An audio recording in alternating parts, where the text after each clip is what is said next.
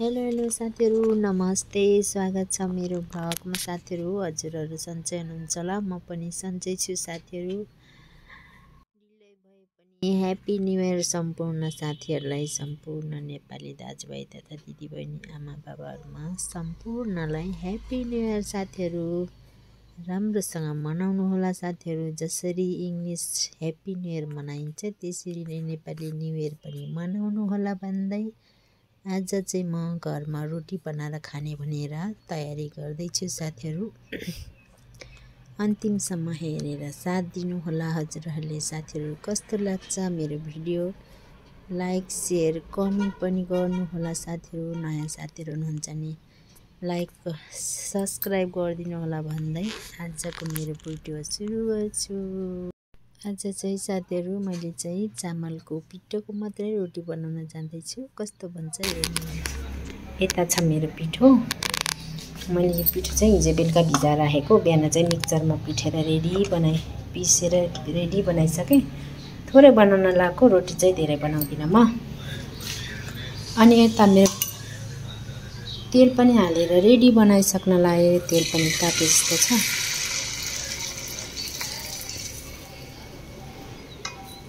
लगभग रेडी हुन लाग्यो तेल। अब चाहिँ म रोटी हाल्छु साथीहरू। कस्तो बन्छ हेरेर साथ दिनुहोला।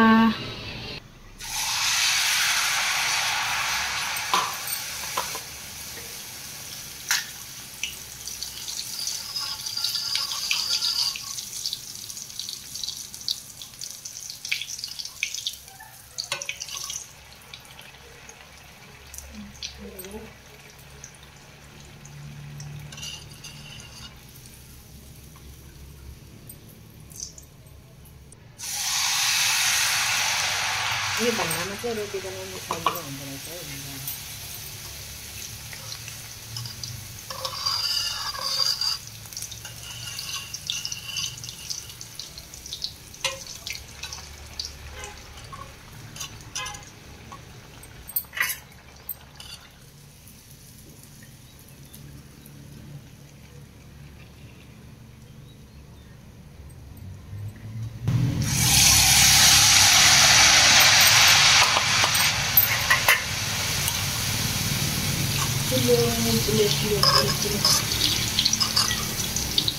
वाउ, रोटी खतरा फुलेर आएको त यो चाहिँ।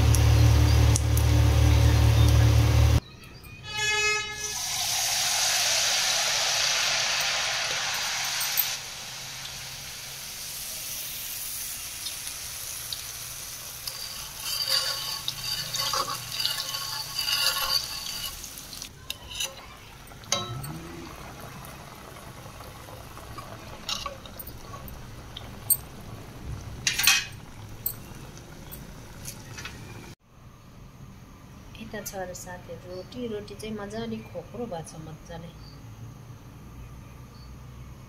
थोरै है, धेरै बनाउने मैले घरमा खानुलाई थोरै बनाएको। यति बन्यो। अब यहाँ थोरै छ पिठो अझै।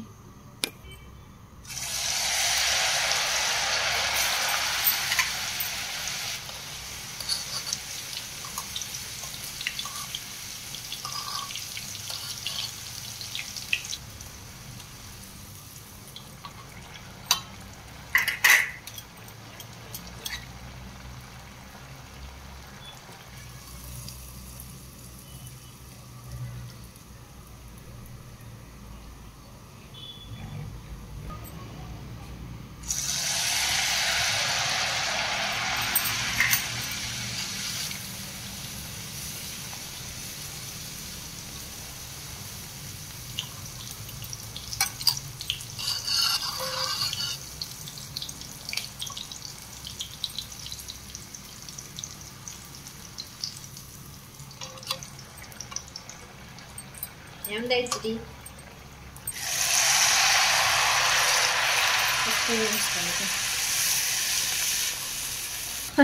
धेरै आगो सानो गरेर राम्रोसित पाक्यो।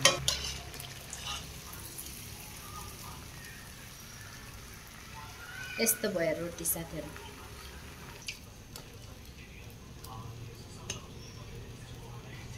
कोको बोतल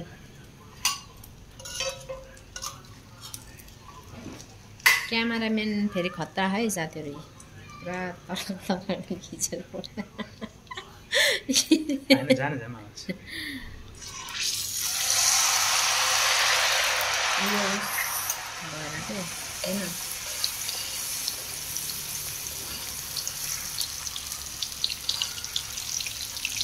रोटी चाहिँ राम्रो भएछ साथीहरू, मजाले भित्र नि खोक्रो छ, तर यो भाँडा ठुलो भएर एकतिर गर्नु हल्का रोटी, एकदम हल्का।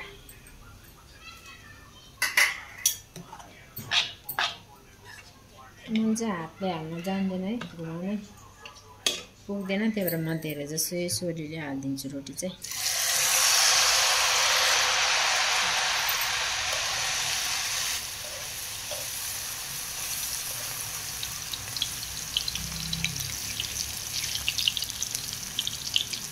यो चाहिँ मेरो साथीलाई रोटी पर्ला। मैले चाहिँ नयाँ वर्षमा त कहिले पनि पकाएको थिएन, अहिले चाहिँ मलाई खान मन लाग्यो, त्यही भएर मैले बनाएको। वहाँ गाउँमा दिदीले नि बनाएको अरे नि रोटी आज।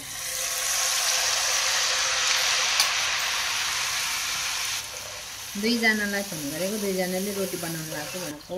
मैले सुजी, मैदा, सोडा ओडा केही मिसाएन साथीहरू, केही नमिसाइकन नि यतिको बन्द रहेछ रोटी भनेर बल्ल आज फर्स्ट टाइम खाएँ। अबदेखि चाहिँ यसरी नै हाल्नेछु म। पहिला चाहिँ म सबै मिसाएर हाल्थेँ, सुजी मैदा सबै मिसाएर हाल्थेँ मैले चाहिँ। आज चाहिँ चामलको मात्रै साथीहरू। अनि रोटी राम्रो भएछ, काली कलौटी देखियो होला मलाई त है, कालो देख्छ है र।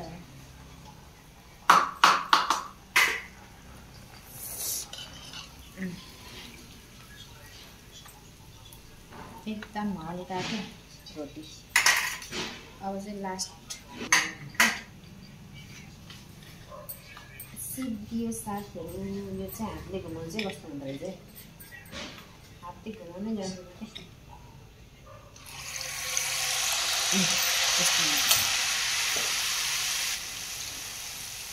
क्या लाउँछ पकौडा भयो। हेलो साथीहरू, नमस्ते। फेरि म आएँ साथीहरू। मैले चाहिँ रोटी बनाएर ल्याएँ, अनि मैले बनाएको रोटी यस्तो बन्यो साथीहरू। एकदम हल्का छ, चामलको मात्रै हो, प्योर चामलको। अनि आज नयाँ साल के खाम जस्तो लाग्यो, अनि त्यही भएर म चाहिँ बेसरी मलाई रोटी मनपर्छ, अनि त्यही भएर मैले चाहिँ थोरै रोटी बनाएर खान तयारी गरेको। अनि रोटी नि बनिसक्यो साथीहरू। मेरो भिडियो कस्तो लाग्छ अन्तिमसम्म हेरेर साथ दिनु होला। अनि अन्तिमसम्म हेरेर साथ दिने सम्पूर्ण साथीहरूलाई धेरै धेरै धन्यवाद। अनि नयाँ साथीहरू हुनुहुन्छ भने लाइक शेयर सब्सक्राइब गर्नु होला। पुरानो साथीहरू हुनुहुन्छ नि लाइक गरेर शेयर गरिदिनु होला भन्दै फेरि पनि यो 2082 सालको सम्पूर्ण नेपाली दाजुभाइ तथा दिदीबहिनी आमा बाबालाई र युट्युब फ्यामिलीलाई ह्याप्पी न्यू इयर।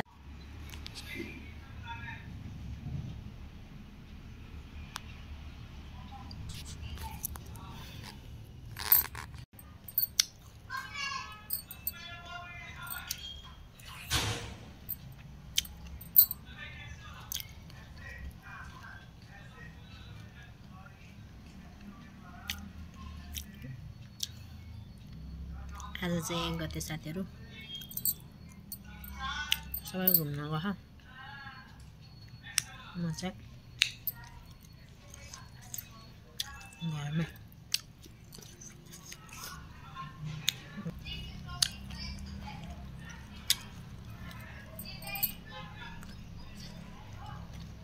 म चाहिँ भात नखाएको रोटी खाएको।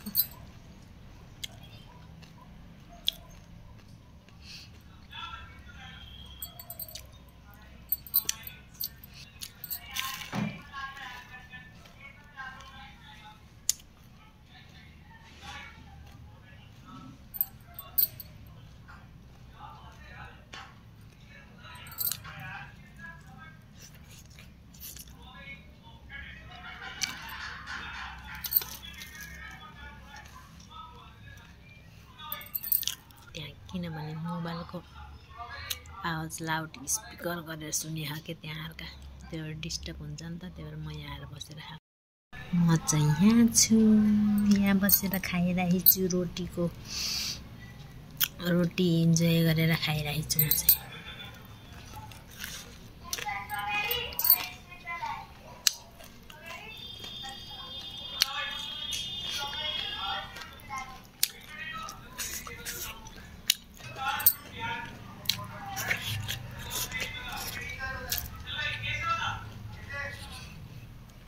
मैले आज मासु नपकाएको के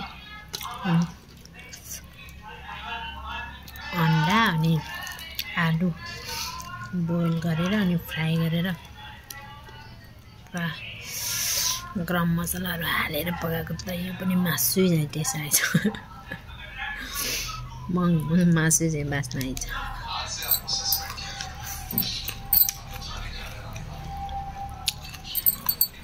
आलु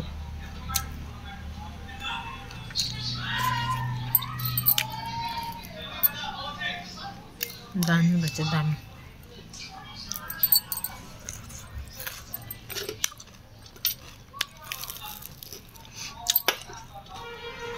आज चाहिँ धेरैको भएर रोटी पाकेको जस्तो छ सायद